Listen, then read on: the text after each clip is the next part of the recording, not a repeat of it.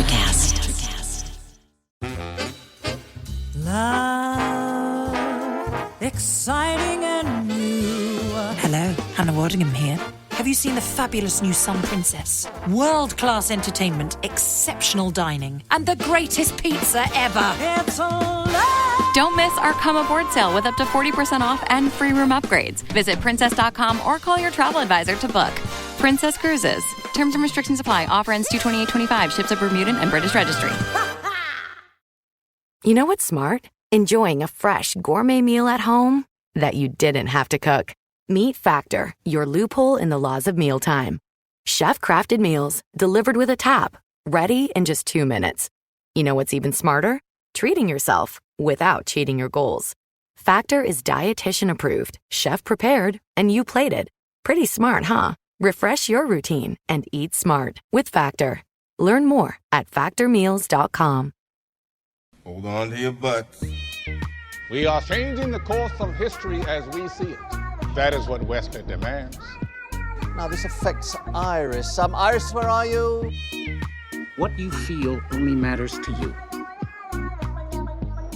I do not entertain hypotheticals. The world as it is vexing enough.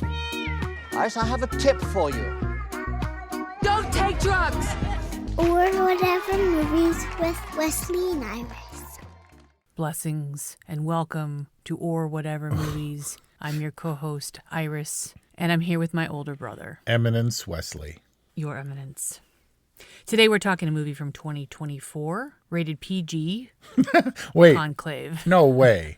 There's blood on their face. There's salacious talk or whatever. Blood on their... Oh, yeah. Do you notice how dusty they were for, like, many scenes? Yeah, they didn't just, they didn't wipe off the dust from their shoulders or their... I mean, you don't call them yarmulkes. What do you call those? They look like little grape hats with stems. I was like, hey, you need to cut the stem off that thing. I'm sorry. I don't mean to be disrespectful. I don't know. They're like skull caps or something. I honestly don't know. I have to imagine that all of the wardrobe changes were accurate, that they had specific outfits that they wore for specific events. They had the black dresses and the red dresses and then the red and white dresses with all of the accompanying accoutrement. I assume it's all realistic? It's all authentic? Yes, it's accurate. And I guess that's reflective in this film's multiple Oscar nominations across the board. Music, picture, not director, actor, and then specifically, which I was kind of surprised about, well, actually, maybe not surprised, but editing, screenplay, production design, and costume design were recognized for this movie. But I think it's safe to say that I at least am recording this episode because of the Best Picture nomination, because I was dreading it. I was dreading Conclave. I thought maybe you were anticipating it because of something that Amy may have told you. Yes, she will. The sneak will not shut up about this movie. Have you seen Conclave? Have you seen Conclave? Have you seen Conclave? And I was like, what? It's a pope. We didn't, as Kelly Ray said, didn't we just watch a movie about a pope being elected? Our review on the two popes available now and like for a few years at orwhatevermovies.com, wherever you get podcasts. Two Popes was one of our earliest recordings. Yeah. I mean, it was within the first year of Or Whatever Movies. So let's just get to it. There is a twist at the end of Conclave, but does it change anything? It doesn't. It kind of doesn't matter who Kaiser Soze is in The Usual Suspects, but it's enough so that it's kind of what anybody talks about. And I can't think of a more recent, stronger example of the Deus Ex Machina idea, that it just kind of like comes out of nowhere and changes everything. And it's what wakes you up and you're like, wait, whoa. But that's all I've been thinking about since I saw this movie. Well, let's talk about the candidates. So there's Cardinal Adeyemi. Yes. So, and he is disqualified. He's knocked out of the running because his sordid past comes back to haunt him. Yeah. And it was set up by Father Tremblay, who apparently was guilty of a number of political maneuverings to set himself up as the next pontiff. Mm-hmm. For reference, this is John Lithgow we're now talking about. And then Eminence Fines and Eminence Tucci kind of disqualified themselves because they're at their hearts good people, but good because they are aware of, because they acknowledge the evil ambitions of their heart. How were Adeyemi's sexual indiscretions and Tremblay's political maneuvering somehow more offensive than Benitez? Yeah, the Mexican eminence of Afghanistan? Of Kabul being a woman. What I'm asking is, was there some commentary on it's less of a crime to be a woman pope? 100%. I mean, this movie, it's all about the process and the process of disqualification. And you see all these, from the grandest scheming that Tremblay, kind of enacts to strategize his way to the pontificacy. To Adeyemi, who's just like, I was a different man, and it was 30 years ago, and does that disqualify me? And he said, Lawrence said you are otherwise a good man, and all that stuff. You just need to start over. And he breaks down crying. And my reaction for Adeyemi was kind of muted, because I looked at that dude and he was like, it was an eternity ago, and now I'm an old man trying to be pope. Yeah, that dude's less than 5 months older than I am. So I'm struggling with that. But it was all about exclusion on political grounds, moral grounds, what it means to be. And then for Bellini, it was more about his political stance or his view on the position of the church and stuff. But he excluded himself because he realized that he believed you have to be insane to want to be pope.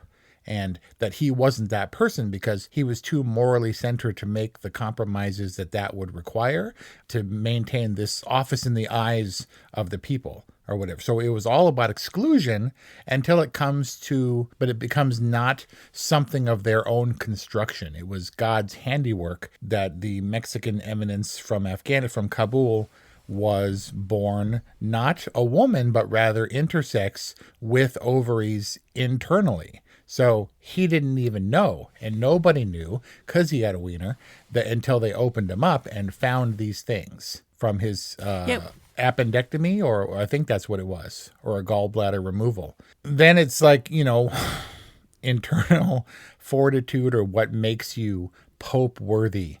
And this addition of women who were continually, like, he brought up the idea of women having a more prominent place in the church. Tucci did, and they were like, yeah, right. And I was like, what is Isabella Rossellini doing here? She's not saying or doing anything. And she's like, well, unfortunately, God gave me a mouth and eyes, so I gotta say stuff that I see. And it was this idea that just being biologically, naturally female was exclusionary. And so I think the rest of the movie was exclusionary on that basis because of all this weird political and moral posturing that everyone else was doing. She acknowledged that women are supposed to be invisible, not only in this process, but maybe that's a commentary on in the Roman Catholic Church. And yet I have to speak up. So that speaks to, I guess, one of those themes. But is it a theme? Is it a theme because Benitez is intersex that women should play a more prominent part? Or is it just simply more so how everything in our culture becomes political, including religion? Like, it wasn't about Tucci on the left and Tedesco on the right.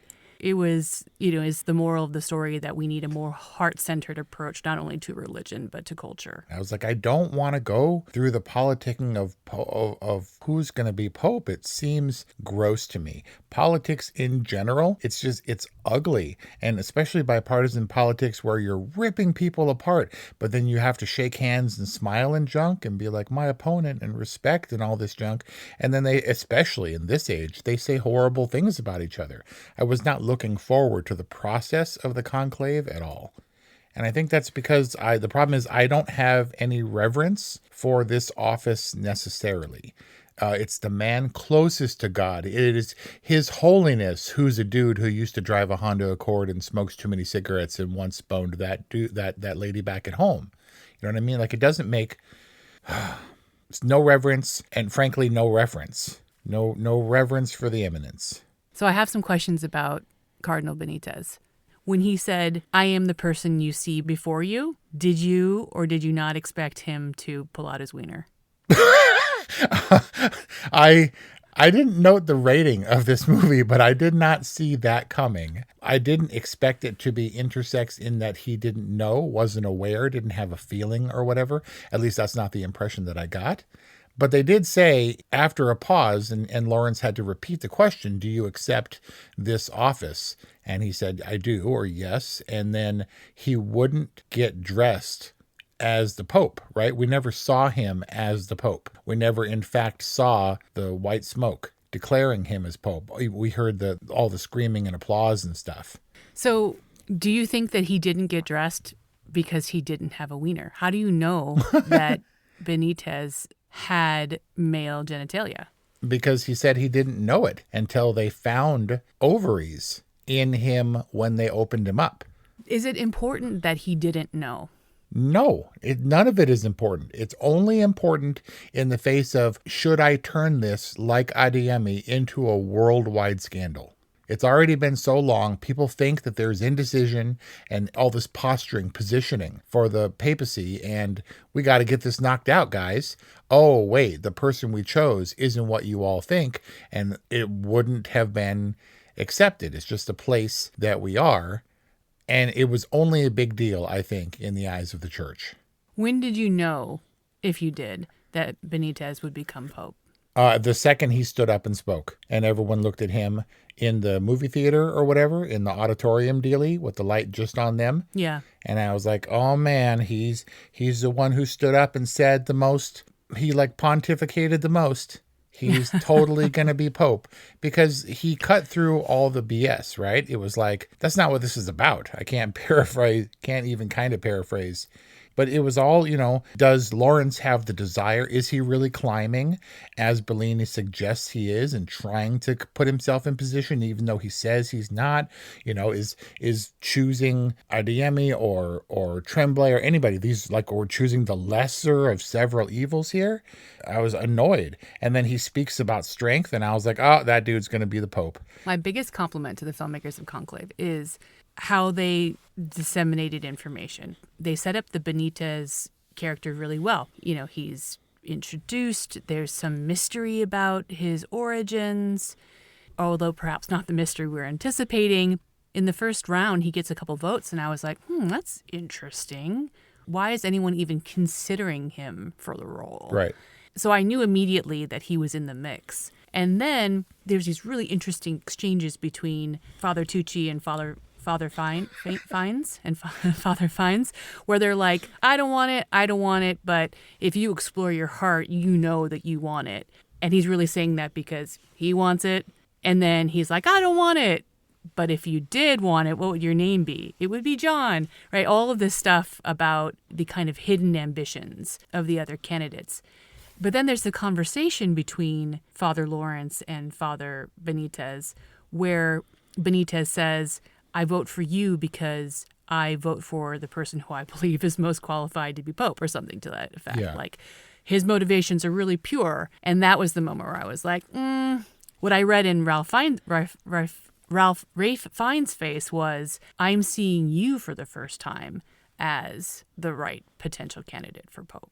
Yes, and so I knew that he was the correctly positioned, morally, ethically centered, kind of wise person. And frankly, I'm not sure how he got there with that. I guess from that one speech, in the minds of everyone else, that's when he was the most popish. We knew that there are only so many potential suspects, right? It's Henderson in the study with the report, or it's Tedesco with the vape pen in the courtyard. Like, how many possibilities were there? I just got it. I was like, who the hell is Henderson? You mean of the Henderson? He wasn't Harry, but he was of the Henderson clan.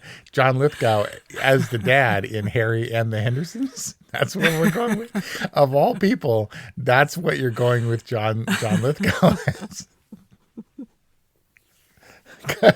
It was also a Clue reference. Oh, yeah, right. I got that.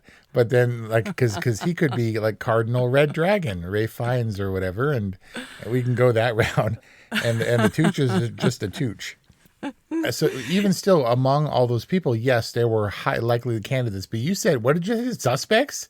So because you're tying it into Clue. But this did feel weird, like a horror movie. the staging, and we were looking at the cigarette butts and the weird toothy smiles and the fake discourse and stuff. And it felt ominous, right? And the score and everything. I think it's because we feel the pressure. I felt the pressure that Lawrence was under the entire time. When he's brushing off the yarmulke and scratching his head and like getting all aggro in a couple moments, I was like, I feel you, brah. He like whipped it off or whatever. And you can't, I think it's blasphemous to call it a yarmulke, but we'll let it slide.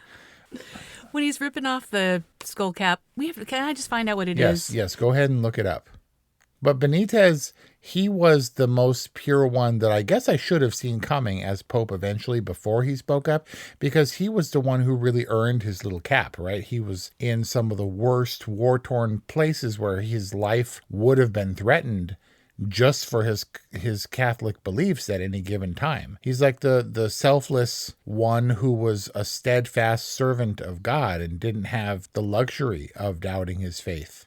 Hey, it's Bill Simmons from the Bill Simmons Podcast here to tell you about Michelob Ultra Courtside. It's getting fans closer to the NBA with a chance to win prizes like courtside seats, a trip to All-Star Weekend, and much more. Check it out at MichelobUltra.com/courtside. Michelob Ultra Superior Access, Courtside 24-25 sweepstakes, no purchase necessary. Open to U.S. residents 21 and up. Begins on October 1st, 2024, ends July 1st, 2025. Multiple entry periods. Visit MichelobUltra.com/courtside for free entry deadlines, and official rules. Message and data rates may apply. Void where prohibited. Okay.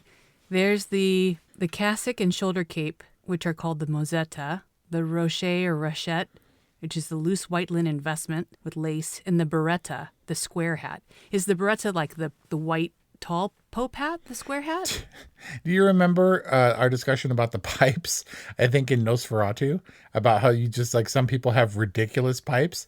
There was one dude in the group with like super Pope hat. He was like way bigger and broader than anyone else's eminence hat or whatever. It was a big old hat, so maybe that's what that was. Oh, I got it. It's called the zucchetto. Okay, it's the small round hat. Like a zucchini with it because of the stem. It's the cap of a zucchini. Yes, a red zucchini. Did you get this sense that it was ominous from the beginning? We're staying with the body of the Pope, the cigarette butts in the hallway, the metal detectors, like something terrible is going to happen before the terrible thing of the bombings happens. You feel the tension that's beyond Lawrence's furrowed brow. I expected the disarray that comes with a disruption like a sudden death. I expected all of the flurry of activity around the purpose of the conclave, which is to elect a new pope. What I didn't anticipate and what I felt perhaps the most was this enormous pressure that Lawrence was under. We're following him. We get information just a step behind, and because of that, we're on this journey with him. So I felt the weight on his shoulders. I felt kind of the heaviness in his footsteps as he approached every one of these conversations. You know, when he's walking up to the door to knock on it, when he's walking up to so-and-so in the hallway, you know, because every time he needs to have really hard conversations. And because I was dreading those, I think I had this kind of perma-dread throughout the film. And we see him doing questionable things, breaking the seal, sneaking around, sending his emissary out to collect information when they're supposed to be sequestered. But I did feel early on that was sort of key, was examining where our alliances are in a profoundly unclear scenario where you're trying to decide if Tremblay, who's got these allegations swirling around, or Tedesco or whoever should be the Pope. I think it was very telling where each viewer personally lands on any one of those issues, given the fact that they're there to vote, and their vote on day one might be different from day 3. And why is that? I think is the most important aspect. Yeah, they're just voting, and voting in one case, they vote back to back. So the dynamic of this election is that you just keep voting until somebody gets the majority, and the composition of the votes in vote 3 is supposed to affect your opinion, and therefore the composition of the votes in vote 4 when taken back to back. Like it was what a strange process. Like, is that not justice, but is that the proper way to declare the most eminent person to represent God? And the vote, when the votes shift, doesn't that invalidate them a little bit? And I got kind of tired of the process.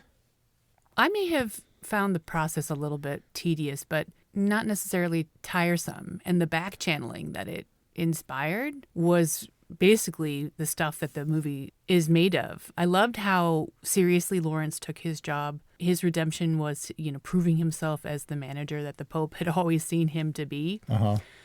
It was a pretty thankless job, and he did it pretty unreservedly. Like, even though he's doing things that may seem questionable, I think his motivation, doing it because he's carrying out his work to the best of his ability, kind of superseded all. Like, yeah, he broke into the Pope's chambers, but he did it because he needed information. And every time he had a conversation with people, he was really upfront. He was like, I think you should step down. I think that you should withdraw your name. They would ask him questions that he would answer honestly. So he felt very honorable to me. But to your point about, is this the right process to find the next person to represent God and the Roman Catholic Church? This whole thing felt very procedural, very process-driven, but also somehow outside of process, like outside of law. That the process was guided by kind of the morality of the people in charge, but not necessarily by a law. You know what I mean? Like, it felt by the law, but not of the law. It was so bizarre. Yes, no, I do understand, because while this process has been formalized, it's also a process that's been in place unchanging in its execution for, thousands of years. Maybe that's an exaggeration. But it is what happens behind the scenes that leads to the process that is the most distasteful to me. They are strategizing and considering and supporting, promoting each other from within, where externally you get the white smoke and they're like, they've determined who is the holiest, when that's not really the case. There are lots of factors motivating who the conclave of 100+ dudes think should be it. The process behind the process, the wizard behind the curtain. But you talked about Lawrence's redemption. Is that what you called it? Yeah. And suggesting that he had a redemption is to suggest that you weren't in line with his motivations the whole time. He needed to be redeemed, and this is a post-conclave viewing experience position that you're taking, because you didn't know that he was right the whole time, right? That he was doing things that were morally sound. No, I didn't. I mean, I believed that he wanted to carry out his job to the best of his ability, but I didn't think that he, like anyone else, was free of the complexities of power and ambition and politics. Yeah. So Ralph Fiennes is on the cover of Conclave, and I thought he was going to be Pope because of that buried motivation. Like, look, all of you are too compromised, and ultimately it's going to be him. When he goes to Adeyemi and he says, you will never be Pope, and he breaks that dude down and the dude starts crying, he was suggesting, because it hadn't come to light, Isabella Rossellini was covering for him to an extent. She was at least maintaining his secret. So he said after that outburst, everyone's going to know. You can't just get up and stomp away. Now the whole world will know and you'll never be Pope and you have to start over. Sorry, bud. I was wondering, was he using that example, that outburst, to further his own agenda, whether that was his intention at the forefront of his mind or not? Was that outburst, do you think, enough to be immediately disqualifying? Or was Lawrence using that as an excuse to take Adeyemi out of the running for his own purposes, be they to position himself better or Bellini or whatever? Yeah, if he was trying to better position himself, I believe he was doing it subconsciously. Was he being a little preemptive about it? Maybe, but then again, we didn't get to see all of the conversations that Lawrence was having. So it's possible that people were already kind of withdrawing their support of Adeyemi and telling him as much, and that he realized that he had to kind of pull this political lever to make sure that the votes went to the right place, and that Adeyemi himself could be a big part of making that happen. Another thing interesting to note about Isabella Rossellini's character's motivation, I don't think she was covering for Adeyemi. I think she was covering for her nun. That somehow that was worth covering for her, because she didn't seem to mind throwing Lithgow under the bus at all. And then she was convinced not to care about Adeyemi when Ralph Fiennes says, like, I know you were close to the Father, Holy Father, And he put me in charge of doing this. And if you help me, then you are helping the Holy Father. And basically convinced her to let her guard down in protecting her nun. And the last thing I'll say about that is that was just one example of how smooth Father Lawrence was. Like, he was so smooth in his role as the dean of the conclave. Remember when he first meets Benitez? He has the intel that he was going to go to Switzerland for some medical treatment. And then he says, how is your health? And Benitez is like, my health is perfect.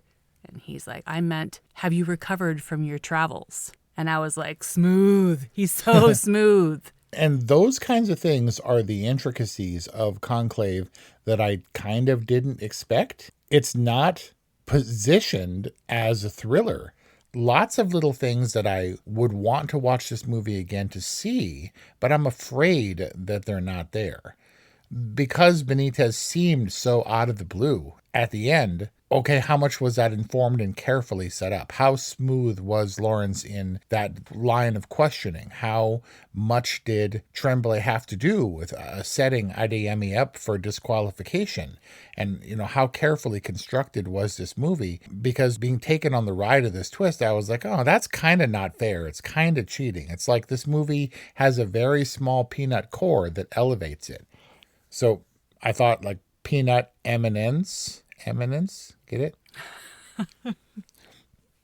Is that the spiritual version of Mars chocolate candy? Yeah. But is this movie is it leading and driving to this ultimate twist, or is it just illustrating the fundamental bullshittiness of the proceeding of making someone pope? Whereas it's supposed to be holy and really it's kind of ugly. But I did decide ultimately that the movie is about revelations, both moral and political, and what those revelations do and how they exclude certain people from consideration for the papacy. And then it comes down to, is his issue worthy of exclusion? And I think absolutely not. And that's what's going to piss most people off about Conclave. And that's what makes it different and not just a Pope movie. And it does feel a little silly. And the gravity of this movie, the scope, the score, and everything, I was like, this is supposed to be serious about the Pope. And he's dead, and they cover him in the shroud, and they seal his tomb. And the whole conclave, the whole deal was tomb-like. Very kind of creepy and scary. Did you note the Foley stuff? The Pope is rattling on his gurney. The footsteps are too loud. Everything was louder than it should have been. We're inside of Lawrence's respiratory system. and I think that it was all like, this is a serious movie about kind of still like those robes are heavy and hot and non-functional. And I was afraid that's what this movie was going to be. Stuffy. Have you checked IMDb comments for this movie? 7, and 8 stars, all saying the same thing. Yep. Enjoyable drama with an unnecessary twist. Ridiculous ending mars the otherwise perfect film, and very good, but went one twist too far. And I wonder if that's the people who are like, hey, I'm Catholic, Pope movie? I totally want to see that. Pope movie that's being taken seriously for awards consideration? I totally want... What? We're doing the intersex man, woman. Women aren't supposed to be in the church. There's no crying in baseball. It felt contrary to the holy institution that people revere. And I'm afraid that people take issue with that. Because I'm sure that a lot of people saw the word conclave and were like, I bet there's going to be some sex abuse scandal in there somewhere. I don't know.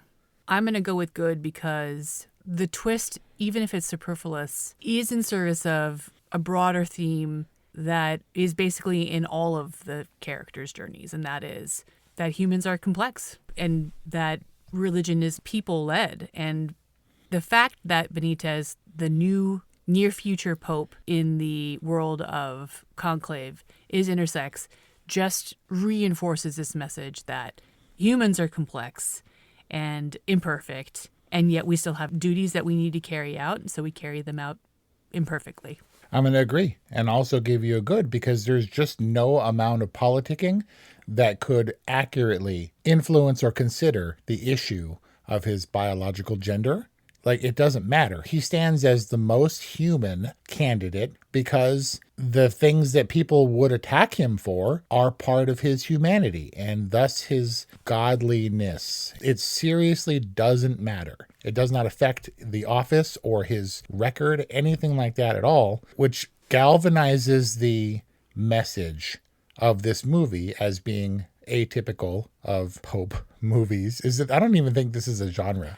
I think there's like 2 or 3 Pope movies, but maybe this should be a genre defining movie, more of a standard in that, like the Tooch was saying, he wants to bring his progressive ideas, I'm paraphrasing, to the church. This is a progressive movie for sure, and not because of some political or social agenda. It just is the most human, which I think any office of ridiculous power and prominence could benefit from. And that's our discussion on Conclave from 2024 Academy-nominated Best Picture. Did you enjoy this discussion? 818-835-0473 or whatevermovies@gmail.com. Let us know. You can check out more of our human and complex discussions on your favorite movies at orwhatevermovies.com or wherever you get podcasts. Thank you for listening, and we'll see you next time. For those of you who dream of a world where music and podcasts live together in perfect harmony, now, for the first time, Electricast gives you a magical compilation, Pod Till You Drop, Volume 1, where we give you the best in tunes and the best in podcasts. Feast your ears and hear the culture. Available now wherever you listen to music. Electricast. Hey guys, it's Miriam Love here, and I want to share something very special with you. Check out my new release, All In, the Spanish remixes, out now on Electricast Records. And always remember, be love, share love, all love.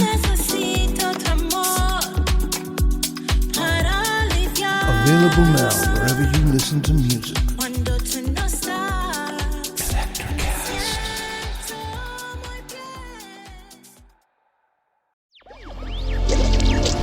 Electricast.